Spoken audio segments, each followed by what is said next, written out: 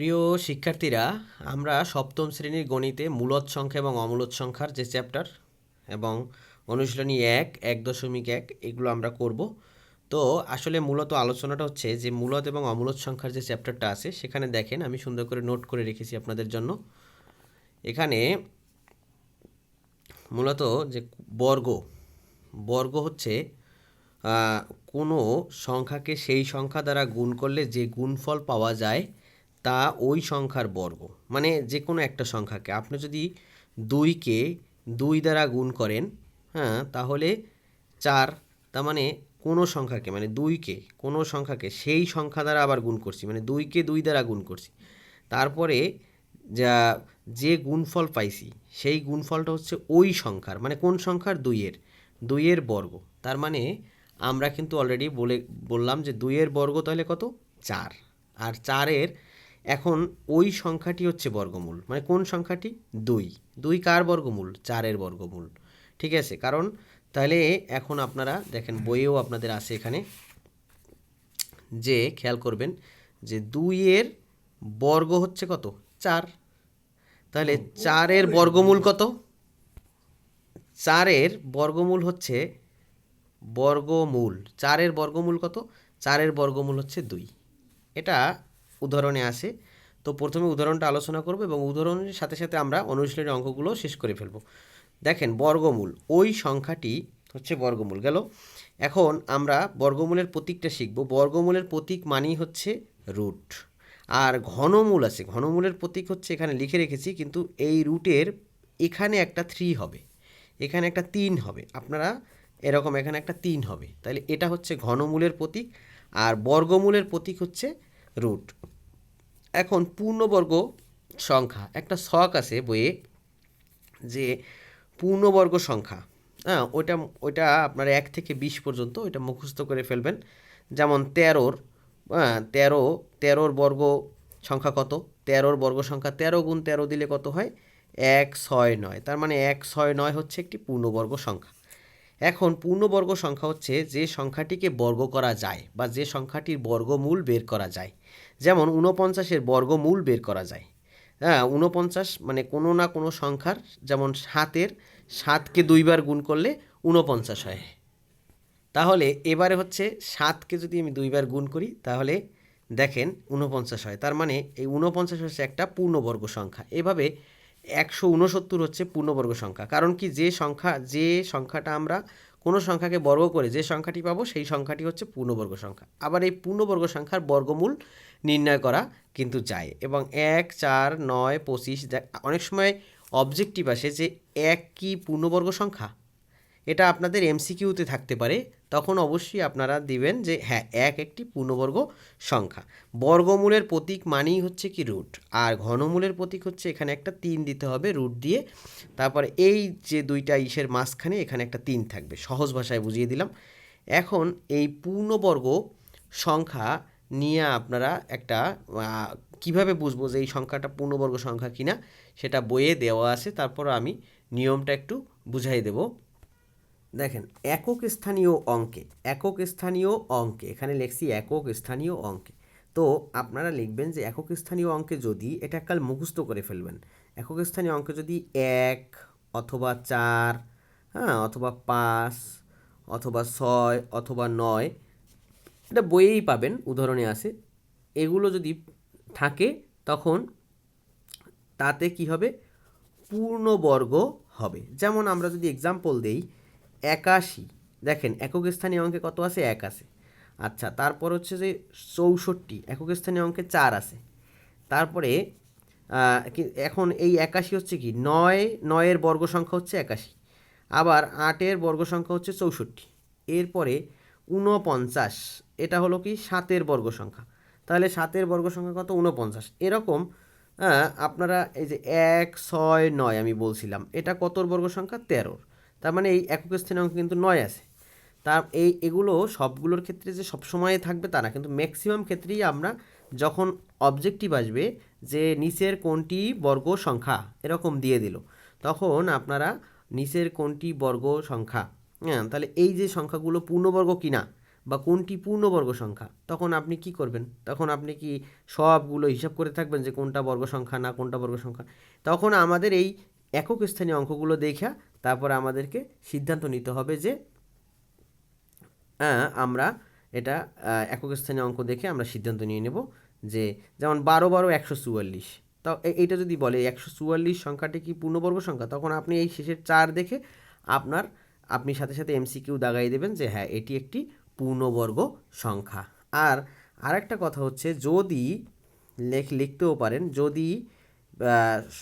যদি শেষে শেষে একটা সংখ্যা আছে, তার শেষে যদি 2টা ডিজিট শূন্য হয় তবে সেটাও পূর্ণবর্গ সংখ্যা, তবে তা পূর্ণবর্গ। যেমন 2টা ডিজিট কিভাবে? 2টা ডিজিট যদি শূন্য হয়, যেমন হচ্ছে 4900 পূর্ণবর্গ সংখ্যা, তারপর হচ্ছে 100 পূর্ণবর্গ সংখ্যা।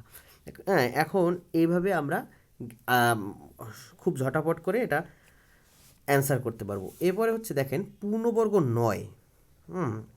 পূর্ণবর্গ নয় কোনগুলো? তাহলে পূর্ণবর্গ না কোনগুলো? ওই যে একক স্থানীয় অঙ্কে কোনগুলো থাকলে পূর্ণবর্গ হবে না? 1, 4, 5, 6, 9 বাদ দিয়ে যা আছে, দেখেন 2 আছে, 3 আছে, 7 আছে, 8 আছে, এগুলো যদি থাকে একক স্থানীয় অঙ্কে তাহলে সে পূর্ণবর্গ নয়, একদম ইজিলি। এখন যদি কোনো এমসিকিউতে থাকে যে কোনো জায়গায় একক স্থানীয় অঙ্ক 2 আছে, তাহলে ওটা আগেই বাদ দিয়ে দেবেন, হ্যাঁ, কারণ ওটা পূর্ণবর্গ নয়। এমসিকিউ যদি আপনার নৈবেত্তিক যদি আসে এরকম অবজেক্টিভ যে কোনটি পূর্ণবর্গ সংখ্যা, তখন আপনারা কিন্তু ইজিলি এই যেগুলোর একক স্থানীয় অঙ্কে 2, 3, 7, 8 থাকবে সেগুলোকে ক্রস দিয়ে বলে দেবেন যে না এগুলো একক পূর্ণবর্গ নয়। আর যেগুলোর আসে, ধরেন এরকম আসে হচ্ছে কি, এই যে দেখেন যে 1, 4, 5, 6, 9, তার মানে এগুলো আপনার পূর্ণবর্গ হবে। তার মানে এখন আমরা পূর্ণবর্গ সংখ্যা সম্পর্কে আমরা ধারণা পেয়ে গেলাম।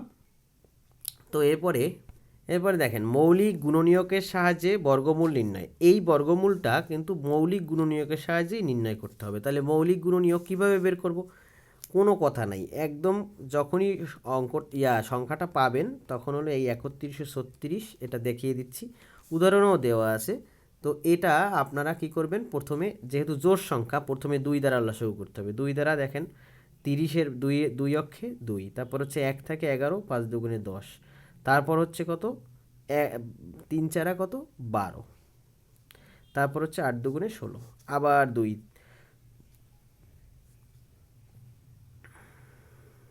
দ্বারা।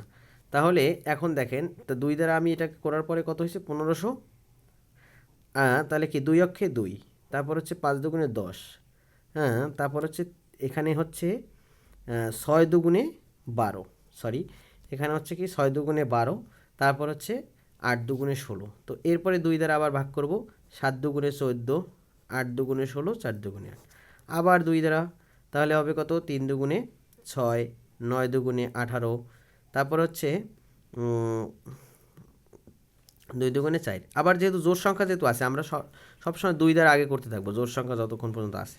2 অক্ষে 2, হ্যাঁ, 9 দুগুণে 18, 6 দুগুণে 12, আবার 2, তাহলে এবার হচ্ছে কত হবে, 9 দুগুণে 18, 8 দুগুণে 16, আবার 2, তাহলে কত হলো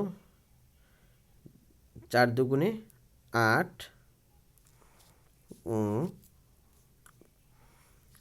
তারপর কত 4 দুগুণে 8 আর 9 দুগুণে 18। দেখেন এখন কিন্তু আর জোড় সংখ্যা নাই, তার মানে কি এখন হচ্ছে এটা অন্য কোনো সংখ্যা দ্বারা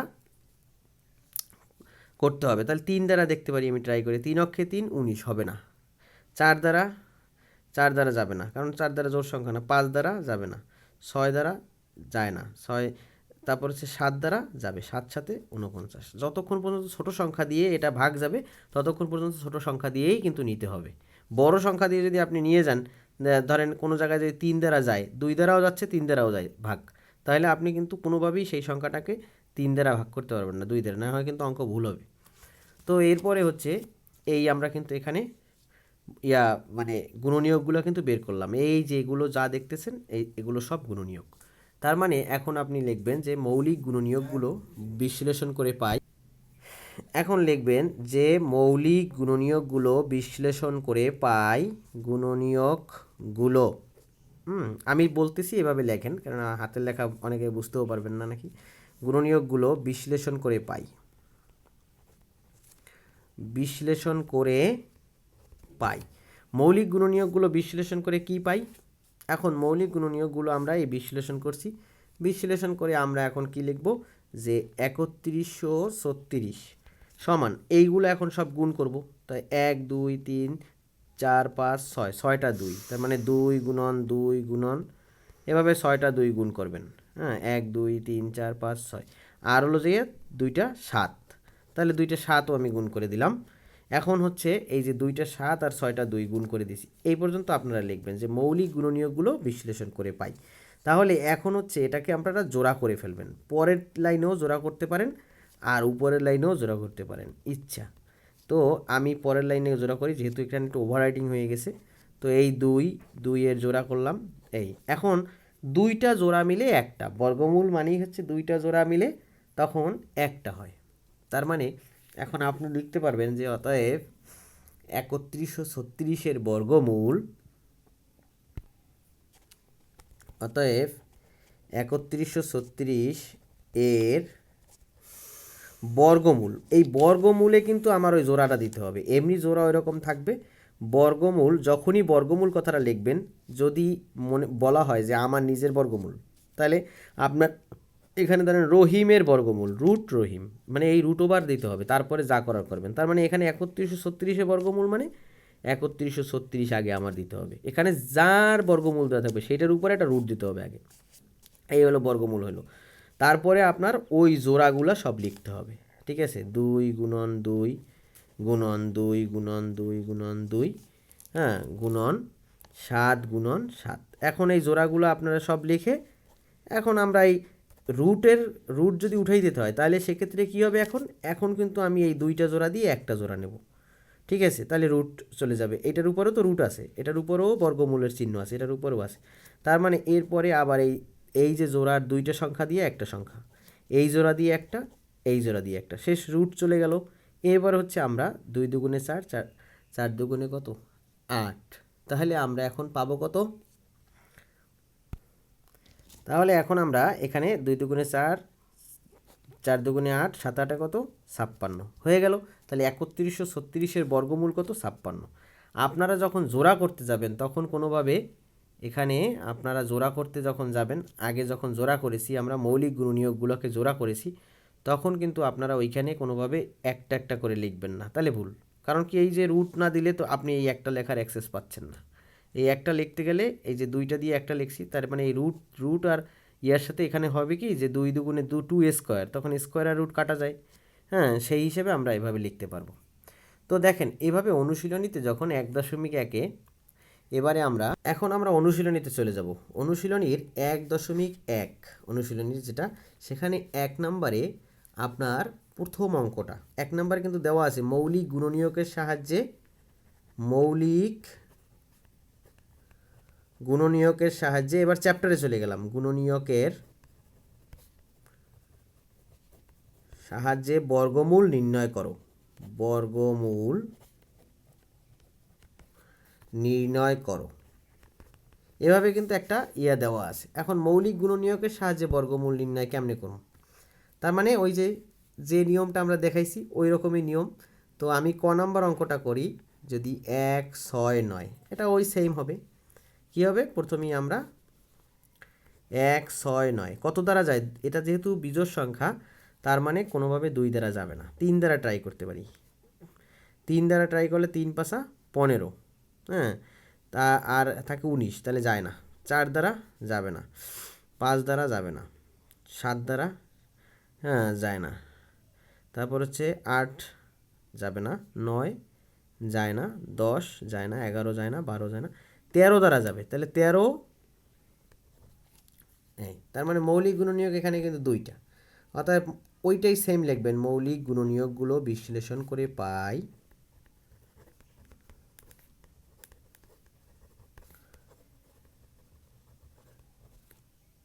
এখানে লিখেছি আমি মৌলিক গুণনীয়কগুলো বিশ্লেষণ করে পাই, 1 6 9 13 গুণ 13 এটা আমরা দিলাম। এরপরে জোড়া এটাই জোড়া হবে। তাহলে 169-এর বর্গমূল, যখনই বর্গমূল দেবো তখন 169-কে কী করব, 169-এর উপরে একটা ছাউনি দিয়ে দেবো কিসের, রুটের। তো এরপর হচ্ছে আমরা এখানে 13 গুণ 13 দিলাম। এখন এই দুইটা 13 দ্বারা কয়টা 13 নিতে পারবো, রুট উঠে যাবে, একটা 13 নিতে পারবো। অতএব এখানে লিখবেন যে নির্ণেয়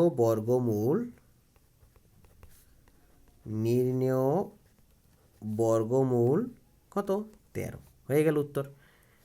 এরপরে খ নাম্বারটা আপনারা নিজেরাই করবেন,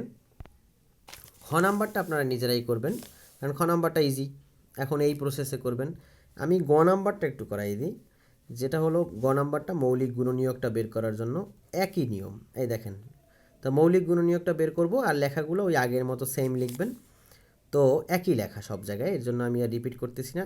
যেহেতু একটা বিজোড় সংখ্যা, তার মানে 2 দ্বারা যাবে না, 3 দ্বারা যাবে। 3 পাঁচা 15, 3 সাথে 21, কিন্তু 21 কি হবে না, এখানে একটা শূন্য দিতে হবে। কেন, এই ভাগের নিয়মটা অনেকে ভুল করে। যেমন 3 দ্বারা তো একটা ভাগ, তার মানে 3 পাশে 15, এখানে কিন্তু চলে গেল দুইটা সংখ্যা। এখন এখান থেকে বিয়োগ করে আমরা কিছু নামাইলে একটা সংখ্যা ডান পাশে নামানোর স্কোপ পাবো ফাঁকা জায়গা থেকে।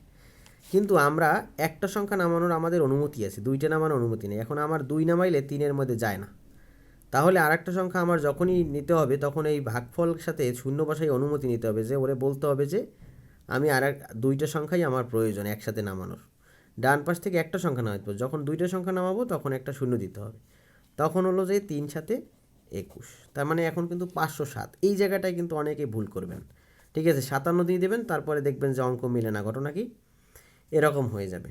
তো এরপরে আমরা এখানে যেটা, যে 3 দ্বারা, এবার 3 অক্ষে 3, 3 6 18, 3 দ্বারা আবার যাবে, 3 অক্ষে 3, তারপরে 20 থাকে, 3 6 18, হ্যাঁ, 3 9 27। এরপরে আর 3 দিয়ে যায় না, দেখেন আর 3 দিয়ে যাবে না, 3 5 15 হবে না। তো এখন একবারে সরাসরি এটা কিন্তু 13 দ্বারা যাবে, 13 গুণ 13। তার মানে হচ্ছে এখানে আপনারা মৌলিক গুণনীয়কগুলো বিশ্লেষণ করে কি পাবো, আমরা পাবো হচ্ছে 3 গুণন 3 গুণন 13 গুণন 13। তার মানে এখন আমরা কিন্তু অলরেডি এটাকে কি করব, এখন এটাকে হচ্ছে এই জোড়া করে ফেলব। জোড়া করে আপনারা পরের লাইনেও জোড়া করতে পারেন। অতএব 1521 এর বর্গমূল যখন দেবেন তখন কিন্তু এইটা বর্গমূল কথাটা যখন লিখবেন তখন রুট দেবেন। তারপর ওই জোড়াগুলোর আইন এখানে ভিতরে বসাই দেবো। এই যে জোড়াগুলোরে নিয়ে আসছি, নিয়ে আইসা ভিতরে বসাই দিয়েছি।